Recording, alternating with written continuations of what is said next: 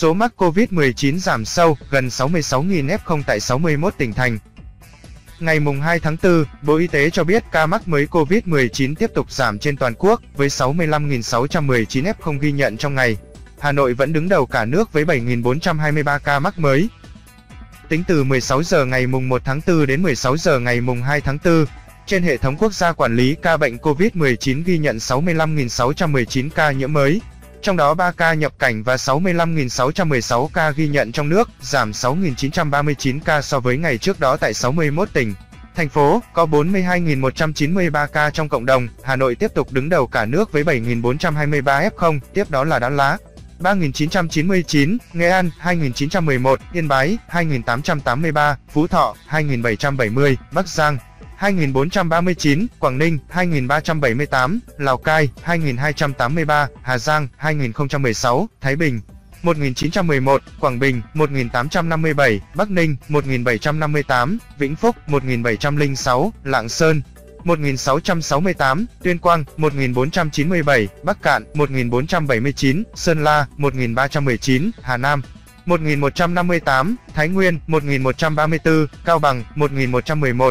Hải Dương 1.088, Vĩnh Long 988, Cà Mau 978, Hưng Yên 956, Lâm Đồng 936, Lai Châu 877, Bình Định 834, Bình Dương 748, Quảng Trị 747, Thành phố Hồ Chí Minh 746, Tây Ninh 737, Bình Phước 728, Hà Tĩnh 715, Điện Biên 661, Hòa Bình 661, Ninh Bình 648, Quảng Ngãi 618, Nam Định 571, Thừa Thiên Huế 563, Bến Tre 557, Đà Nẵng 525, Đắk Nông 481, Thanh Hóa 465, Bà Rịa, Vũng Tàu 412, Phú Yên 358, Trà Vinh 342, Hải Phòng 302, Khánh Hòa 294, Bình Thuận 264, Quảng Nam 259, An Giang 150, Kiên Giang 146, Bạc Liêu 140, Kon Tum 121, Long An 115, Cần Thơ 80, Đồng Nai 40, Đồng Tháp 26, Hậu Giang 16, Ninh Thuận 13, Tiền Giang 10. Trung bình số ca nhiễm mới trong nước ghi nhận trong 7 ngày qua là 81.203 ca ngày. Kể từ đầu dịch đến nay, Việt Nam có 9.716.282 ca nhiễm, đứng thứ 12 phần 227 quốc gia và vùng lãnh thổ, trong khi với tỷ lệ số ca nhiễm 1 triệu dân, Việt Nam đứng thứ 110 phần 227 quốc gia và vùng lãnh thổ, bình quân cứ 1 triệu người có 98.279 ca nhiễm. Trong đợt dịch thứ 4, từ ngày 27 tháng 4 năm 2021 đến nay, số ca nhiễm ghi nhận trong nước là 9.708.545 ca, trong đó có 7.710.537 bệnh nhân đã được công bố khỏi bệnh. Các địa phương ghi nhận số nhiễm tích lũy cao trong đợt dịch này: Hà Nội 1.489.939, Thành phố Hồ Chí Minh 596.056, Nghệ An 398.008, Bình Dương 378.296, Hải Dương 346.361. Về tình hình điều trị, trong ngày có 106.878 bệnh nhân được công bố khỏi bệnh,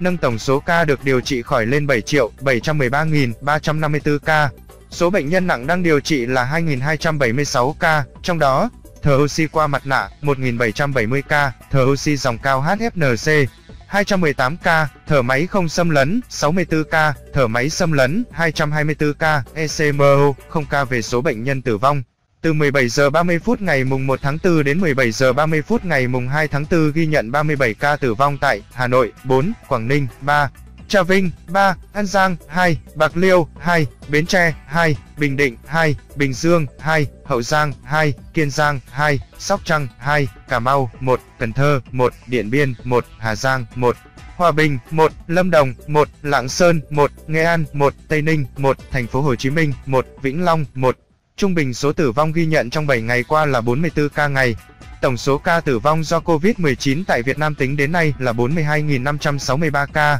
chiếm tỷ lệ 0,4% so với tổng số ca nhiễm, xếp thứ 24 phần 227 vùng lãnh thổ. Số ca tử vong trên 1 triệu dân xếp thứ 130 phần 227 quốc gia, vùng lãnh thổ trên thế giới, so với châu Á. Tổng số ca tử vong xếp thứ 6 phần 49, xếp thứ 3 ASEAN, tử vong trên 1 triệu dân xếp thứ 25 phần 49 quốc gia, vùng lãnh thổ châu Á. xếp thứ 4 ASEAN. Về tình hình tiêm chủng, trong ngày mùng 1 tháng 4 có 122.687 liều vaccine phòng COVID-19 được tiêm. Như vậy, tổng số liều vaccine đã được tiêm là 206.460.876 liều.